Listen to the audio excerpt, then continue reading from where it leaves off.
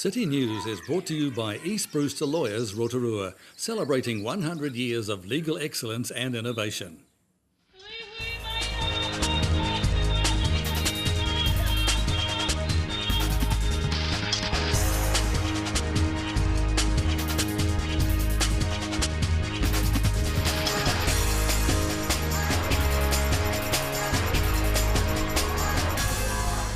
Good evening, Rotorua. Tonight on City News. Flavoursome Health and Fitness has won the Supreme Award at the 15th Annual Trustpower Spirit of Rotorua Awards. Initial plans for this year's Glow Festival have been released by Events and Venues, and local All Blacks hero Sam Cane is enjoying some commercial success with a new TVC campaign for global giant Duracell. Flavoursome Health and Fitness has won the Supreme Award at the 15th Annual Trustpower Spirit of Rotorua Awards. For unleashing fitness fever on Rotorua and its people, the 2013 Trustpower Spirit of Rotorua Supreme winner is Flavoursome Health and Fitness Rotorua.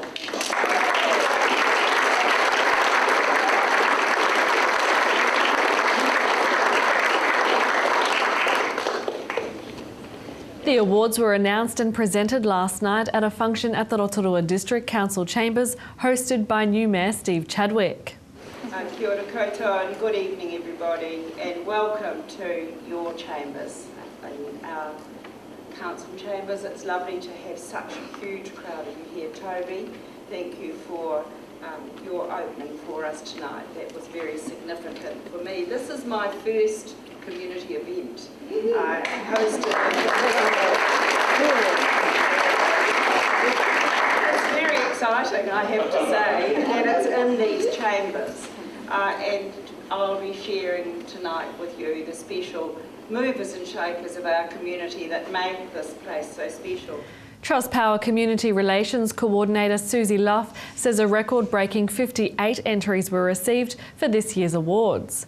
She says Flavoursome Health and Fitness Rotorua stood out for their work in empowering local families to work together towards holistic health through multiple programs and activities. She says Flavoursome will now represent Rotorua at the National Trustpower Awards. So it's a 3-day event and we'll be showcasing the region, we'll be spoiling them, treating them, thanking them for their hard work, but it's also about sharing their group's story and showcasing it to the rest of the country. Other recipients included Rotorua SPCA, St John's Health Shuttle, Rotorua Musical Theatre, the Rotorua Association of Triathlons and Multisport, and Blue Light Ventures. Initial plans for this year's Glow Festival have been released by Events and Venues. The 3-day event will run from December the 31st to January 2nd, building on the popularity of the inaugural festival last year. Back is the popular Party in the Park from 6 p.m. to midnight on New Year's Eve, followed by the first big brunch on New Year's Day and summer fiesta at the Rotorua Night Market on January 2nd. Organiser Kylie Lang said her team were busy confirming acts for Party in the Park. She says last year 10,000 people attended and it's hoped for a similar number this year.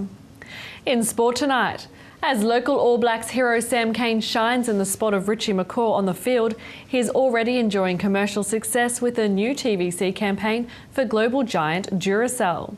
Duracell, the world's #1 battery brand, has announced its partnership with the All Blacks. The announcement of the partnership coincides with the launch of a new television commercial and marketing campaign featuring All Blacks Sam Cane, Stephen Luatua and Tawera Kerbalo. The new commercial highlights why Duracell is the battery brand trusted everywhere, giving people the power to do more, both in life's extraordinary and ordinary moments. The All Blacks 60-second video clip with Duracell launched during their match against Australia in Dunedin on Saturday. To your weather update now. Tonight will be fine with northwesterlies and an overnight low of 12. Tomorrow, Wednesday, rain easing to afternoon showers with westerlies easing, a high of 18 and a low of 11. And looking out to Thursday, cloudy periods with a few showers, northwester develops, a high of 18 and a low of 11. And the marine forecast for Lake Rotorua for Wednesday, westerly 15 knots, easing to 10 knots in the morning and easing in the evening with waves less than half a metre, fair visibility and a few showers. Still to come tonight on City News, we catch up with Stephen Tamoni to hear about the Te Arawa Awards. We find out what's new at Senior Net, and Paul and Carol Shaw have details of the upcoming Rotorua Festival of Gardens.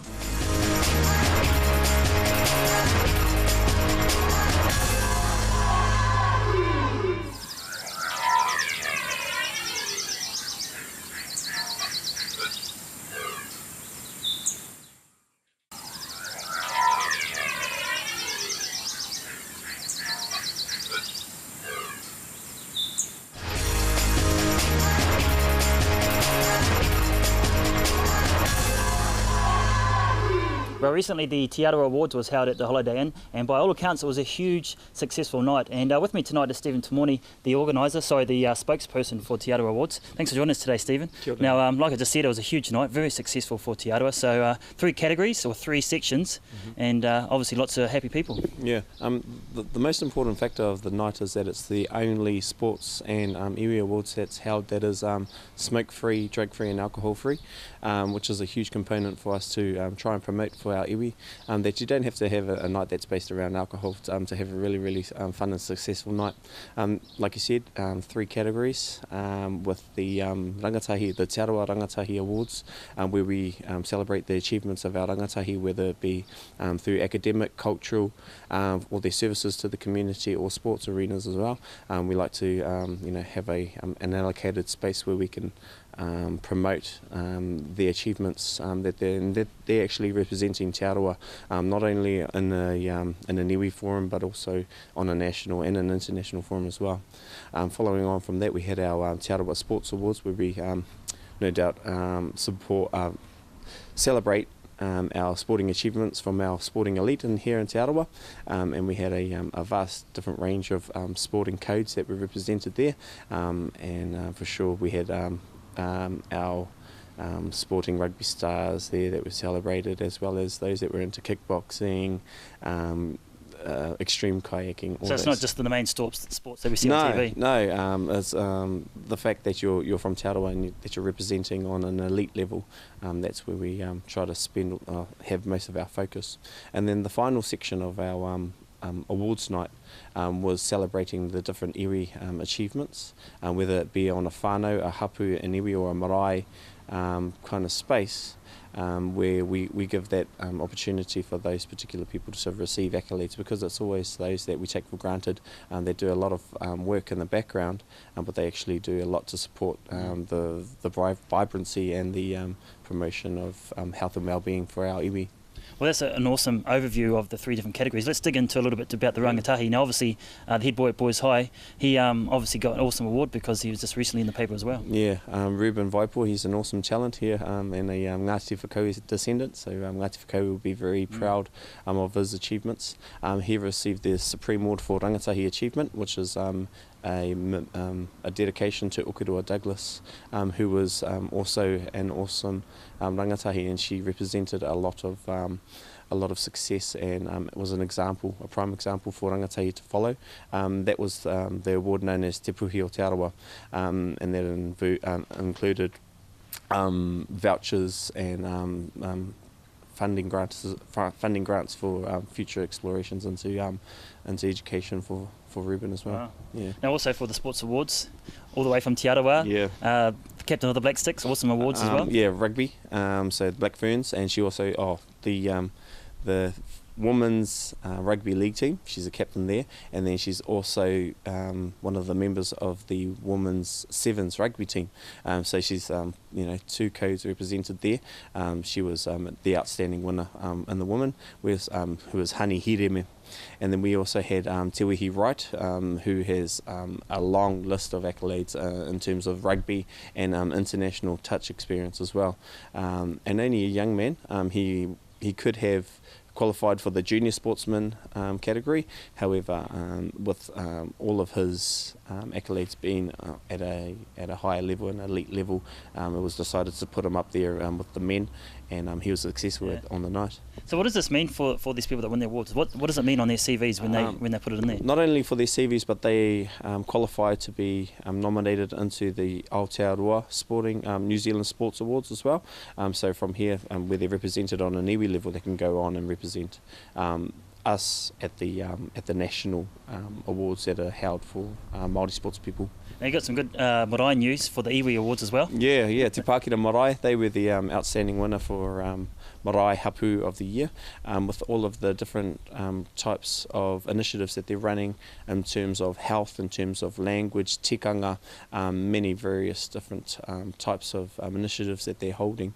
But not only that, with recently they've just held their ahure, which is a day where they can celebrate being from their particular marae, and that was a very successful day as well. Wow, sounds like they had a great time at the Holiday Inn. Now, before we went on camera, you mentioned that it's been held at the Holiday Inn for a specific reason. Yeah, with all of the events that we have, we hold them on sites of significance for our iwi. So not only is the Holiday Inn a really good, and a special place to have it, with the venue, with the food, that's always, well, not only health conscious, but it's quite filling as well. But the grounds that are there are very significant to our people. We're close to where all of our ancestors would have resided, whether they were bathing in the, soaking in the ngafa or the geothermal pools there, or even a part of the tourist industry. They were, so we're actually sharing in their memory as well. So there's a lot of history there, Stephen. Huge history, yeah. Well, we look forward to next year's awards, 2014 Te Aroha Awards. Thanks for your time. Definitely, thank you.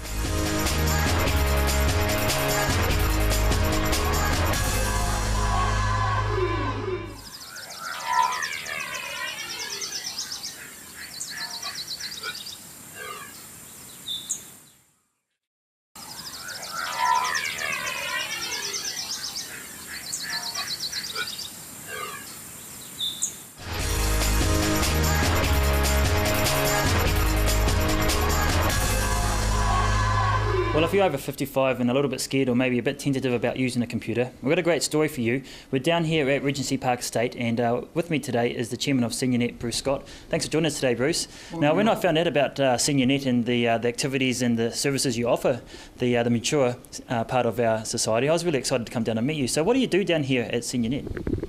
Well, technology is the way of the world these days, and a lot of the older generation aren't conversant or fluent with new technology. So this is an opportunity that's been around since the early 90s, when the telecom supported SeniorNet throughout New Zealand in trying to get the then older generation up to speed with new technology. Yeah. So that's what essentially it's all about.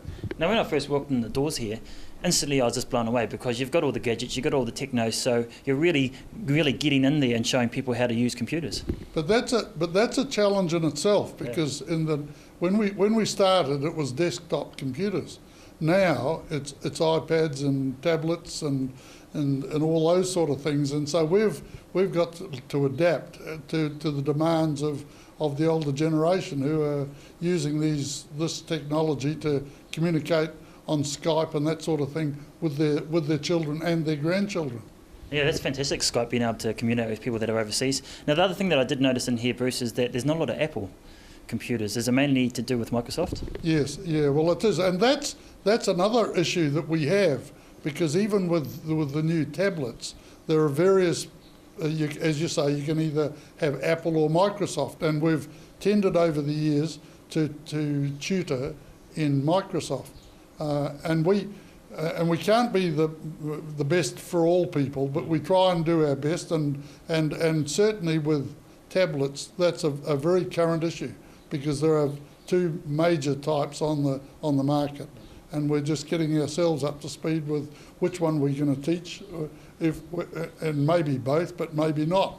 So these are very current issues. But having said that, there's lots of other things we do, like helping people download their photographs and enhance them on their computers, and all that sort of thing. So we run about 20 different courses here altogether, even to Trade Me, help you to sell your rubbish that you might have at home.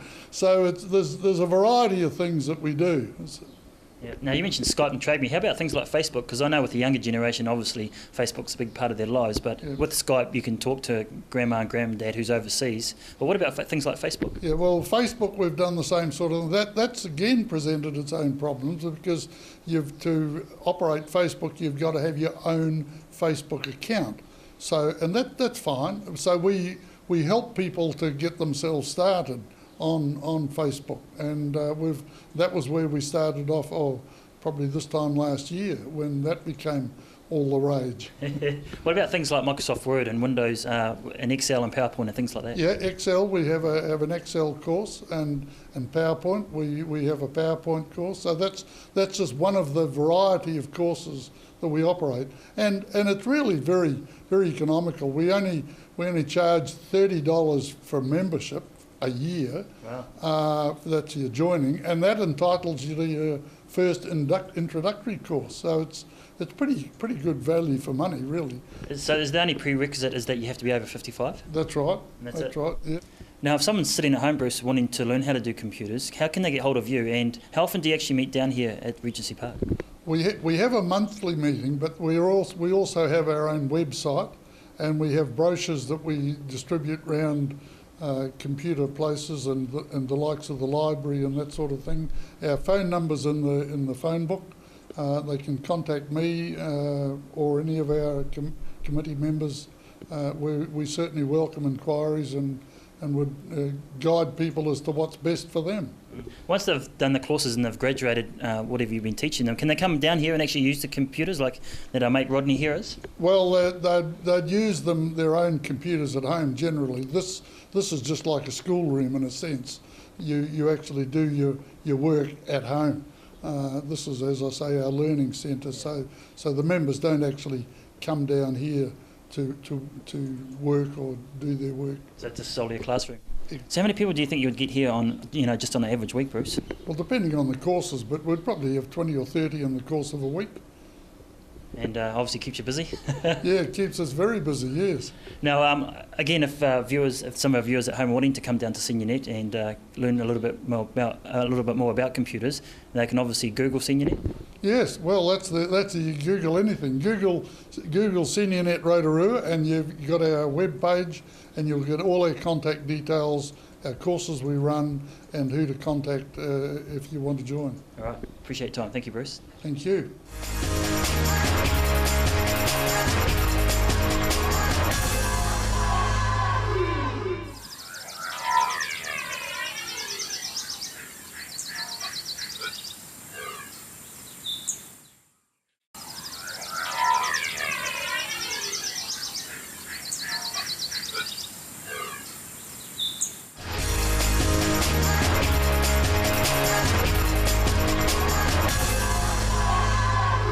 Well, coming up on the 15th of November is the Rotorua Festival of Gardens, and it's a huge event that's held every 2 years. And with me today is Carol Shaw, who has an exhibit, or one of the exhibitors.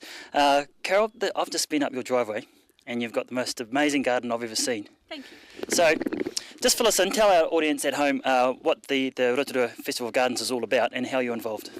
Oh, we're a part of a purely voluntary committee. There's about 6 of us that have set it all up. It takes a couple of years to do so. We try and keep the prices of the tickets down really low so that it's all in aid of charity for the Rotorua rescue helicopter. And so we try and keep the prices down as much as possible so that everybody can get out. It's only $30 for an adult and $20 for a senior citizen for the 3 days. It's a great thing to go, a lovely day out in the country, and you get to donate to the helicopter. Now, you've been involved for quite a while, haven't you? Yes, we've been in the last 4 festivals, so about 8 years. But our garden's different every time. We do quite a lot of changes in between. And there are some fabulous gardens in Rotorua, right from a huge arboretum with great planning and thoughts for the future, right down to really tiny pensioners' garden in town, she's just made such a lot of the tiny space she's got. It's wonderful to see. So if someone's watching this and they're really a huge gardening fan, it's not only the big rural farms, gardens like yours, but the smaller ones in town as well. Yes. So how many people actually are entered in this year's festival? There's 44 gardens in the booklet at this stage, but we all have to accept that things happen at the last minute and some gardens might have to be withdrawn. But yes, to do them justice, it'll take 3 days to get around, because we're open the 15th, 16th and 17th. So how does that work? So people obviously get in cars or buses and they drive around all the different 44 gardens? Yes, we try and meet and greet people and sort of point them in the direction around the garden. And people there's good parking and everything everywhere. So it's a great day out. It's lovely. So for you personally, when people come up to your farm and your garden, do you actually take them around yourself, or do you just say, "Here, look, there's our garden, go help yourself"? I usually start and talk to them. You can tell who wants to be talked to and who doesn't. I walk with them during the beginning, and then when someone else turns up, I usually sort of say, well, if you head off down in that direction, you'll see this, this and this. Yeah. And so what's the response when people pull up? Because I know when Graham and I pulled up here in the TV Rotorua car, we're just blown away because it's huge as you come up the main road, and there's flowers, you got the pond and little bits and pieces hanging around. What's the response from people when they turn up? Oh, most people love it. Some people don't relate to a big area, but gardening can be a bit of an addiction, really, I suppose. I think your husband Paul said that earlier. Yes, it's a hobby to an addiction, but it's a creative thing. It's something that you can do, and nature gives you a wonderful hand to make things work or not work. Now, obviously, there's a committee involved in organising this, and you mentioned earlier that the funds raised go to the Bay Trust Rescue Helicopter. Yes. So why did you choose that charity? Was there any particular reason? Well, I think it touches us all. How many of us don't know of someone that's been picked up by the helicopter? We had a girl fall off a horse on this place here, and the helicopter came and picked her up and took her off to the hospital. And I think it's a fantastic charity. There's no public funding for it. And it does touch us all, I think. Right, cool. Just to put our viewers out of their misery, let's go have a look at your garden. Thank you.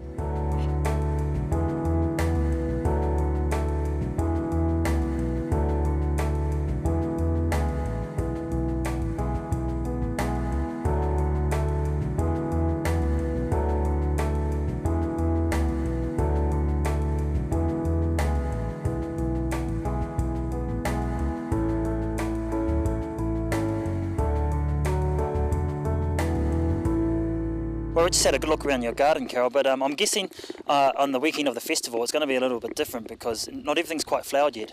No, there'll be a lot of different things flowering. I try to have a garden that has things flowering all year round. And people from all around the country actually come to this weekend, don't they, to visit all the different gardens? Yes. Is there, how many gardens are there? Is there gardens all around the Bay of Plenty, or is it solely based here in Rotorua? We've got gardens as far out as Rotorua, a whole lot of new gardens in Rotorua this year. There's some in Waikiki and Nakuru, out at Okeri Falls here in Kaharoa, and also around at Nongataha. And there's lots of gardens around, all different. So this is a huge community family event, isn't it? Oh yes, yes, and everything's voluntary. No, nobody gets any money from doing it. But you're raising money for a good cause, so we do. Great. Yes, appreciate your help. It's a great cause. Alrighty, thank you, Carol. That was Carol Shaw speaking with Alan Solomon, and the Rotorua Festival of Gardens is on the weekend of the 15th to 17th of November. This year donations go to the Bay Trust Rescue Helicopter. If your organisation or community group has an event that we can support, you can give the office a call on 07 34 88 984 or email news@tvrotorua.co.nz. And if you missed anything in tonight's show, you can watch it again online at tvrotorua.co.nz. Thanks for watching tonight. From all the team here at City News, ko Maria.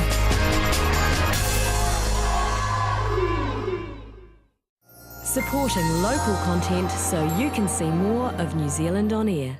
City News was brought to you by East Brewster Lawyers Rotorua, celebrating 100 years of legal excellence and innovation.